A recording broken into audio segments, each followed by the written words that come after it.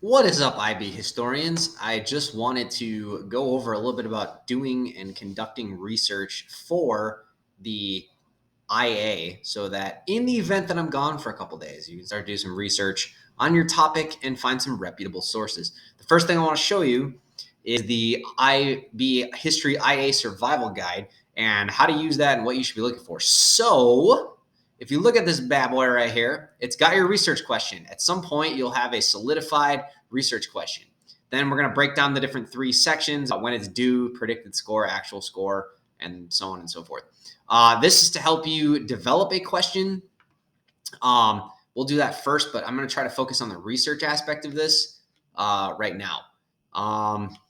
We'll get to this later, but this right here is what I want to show you on page 6. This is my research and note-taking template that I learned when I was doing history methods research classes in college. So what you do is you kind of set up this little table here, and you can copy and paste this onto new documents. You can print out a bunch of them. It's up to you. But a lot of people don't want to listen to this, but keep track of your research and your sources as you go. It'll pay dividends. It takes a little bit of time in the beginning, but it'll pay off a lot when you get done. So here you give the bibliographic information. I want you to use APA citations. So we'll talk more about that, but you want to get the bibliographic information from APA. You don't have to make the formal citation yet, but get the author, the date, the publication, things like that.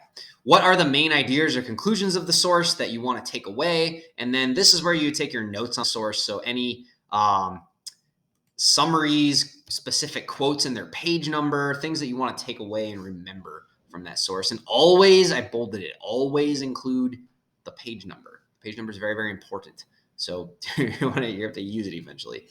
The other thing I put down here is just a little reflection on the source. This is something I didn't think about until later, but it helps you a lot with how you think about using this source. So does it support your hypothesis or your thesis? Does it refute your hypothesis or your thesis? Is it just more like background information? Does it offer insight into a specific perspective? So before we begin writing and doing a lot of research, we're going to accomplish working hypothesis. And then does this source offer any specific opportunities to discuss OPCVL? So origin, purpose, content, values, and limitations.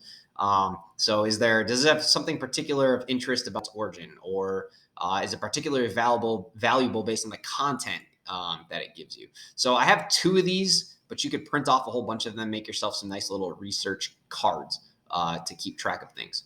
So that's the first thing. The next thing I want to show you is how to find some sources. So this is the Renaissance High School library page. I don't know if you've ever been here before, but it's got some cool stuff for you. So right here is the research databases for RHS. And the 2 that I want you to look at, they're pretty much the same, but there's this Gale Opposing Viewpoints Resource Center, and then there's Gale and Context High School. The issues and context is fine too. You could use either of those. I'll just do the issues and context. It thinks that I'm at Rocky Mountain High School right now, but that's good because I'll show you how to sign in if you're at home. If you're at school, it should sign you in right away. Search for another location. Never mind. It literally just signed me in. Okay. Anyway, I'm going to write it on the screen right now, but maybe I won't write it on the screen right now, but the password is SMART1. All lowercase smart, SMART, and then the number 1 numerically, and then that gets you in. So you can search for pretty much anything. Let's say I want to do something on, I don't know, the Cuban Missile Crisis. So I search for it, and it gives me a whole bunch of things. But one thing I like here is that it gives you various viewpoints. This is reference, so this is going to be more like encyclopedia pages. Probably not something that you want to use for like the bulk of your essay, but it'll give you some background. It gives you a little bit of information about people. But here's the good part right here. It's got a whole lot about the primary sources. So that's something that we're going to want to take a look at to include, because you want primary and secondary sources in your paper. Here's some images. Super cool. But anyway, I like that one because it gives you a whole bunch of stuff that you can look at. That is Gale, issues and context. You can also do the opposing viewpoints. You can also do the high school version, but we feel like we're beyond that now that we're in IB.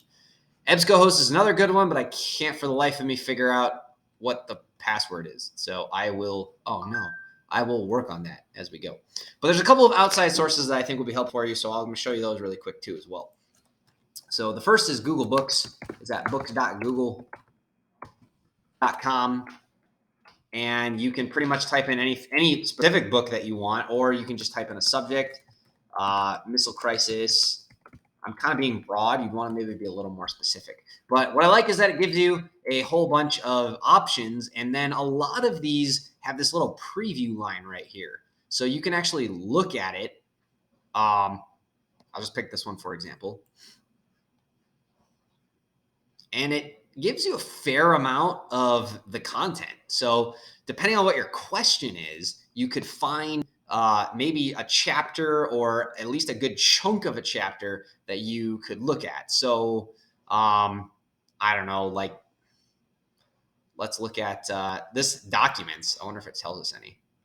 Okay. Yeah, this kind of talks about the different primary sources that they have. So it kind of gives like a summary, which might be more than we really need. But I like this because you also can do this. This is pretty cool. So you can just search, like if you want to just find out something about Kennedy specifically. There's probably gonna be a ton of times that they talk about Kennedy. Yeah, 94 times. But this will show you all the times that concept comes up. If you want to talk about, I'm trying to think like the Bay of Pigs might be mentioned in here. This is actually just the content, so you could actually look through all of this. But you can search the book, and it will find the different examples of what you need. Be very, very careful about this, though, because you want to make sure you're not missing the whole point. Because if you only cherry pick information, that can be a problem. So keep that in mind. You can pretty much look up any book. The other nice thing you can do is you can add it to your library. So it has the option here to add to my library, and then you actually can make new shelves. So this is pretty cool. Right here in Google Books, you can make different shelves. And I actually made this last year for the seniors. So if you click new shelf, you can just name it IA research. And then, whoops, you have a whole bunch of information about that. So I think I was looking at stuff about the Civil War last year when I was doing this. So you can add them all to this shelf, and then it just keeps them for you. The other thing is also something from Google, which is scholar.google.com, Google Scholar, which is more about articles, journal articles, and things like that. So let's just say we're doing the Cuban Missile Crisis. Probably put it in quotes. No, I don't probably need to do that. All right, so here's the deal with these things. A lot of these, or not a lot of these, but sometimes these are available through EBSCOhost, which the school has. I can't remember the password, so I got to figure that one out. But if it has a PDF like this, that means that it is available, which means you can actually see it. There's a few of these. This one's a book. But you can actually go to them. So that's, I think, helpful. Because now you can have, oof, that looks ugly. That's 70 pages. I wouldn't use that one. There we go. Yeah. So this is a good, this is from International Studies Quarterly in 2001. So this is a good like historical scholarly article that you can use. Again, you want to make sure you're using the headings and thinking about things about how they fit in. What is this? Prospect theory. That would be something. This one from Foreign Affairs, another good one, a little short one there. 50 years later, looking back. But keep in mind what the headings are so that you know if it's related to your question. The last thing I think is at the library, you have this digital content, and they have a whole lot of ebook collections. I would probably do the I don't know, probably the Project Gutenberg. And then what I would do is I would do a Cuban Missile Crisis. Records found. Shoot. That doesn't help. Anyway, they have ebooks here that you can look at, but don't get paralysis of the analysis. I think looking at some of the databases, using Google Books, using Google Scholar, and then I can try to help you find you things too, based on what your specific topic is. So I'm going to try to keep this relatively short, but that is to get you started with some places to look for getting historical sources.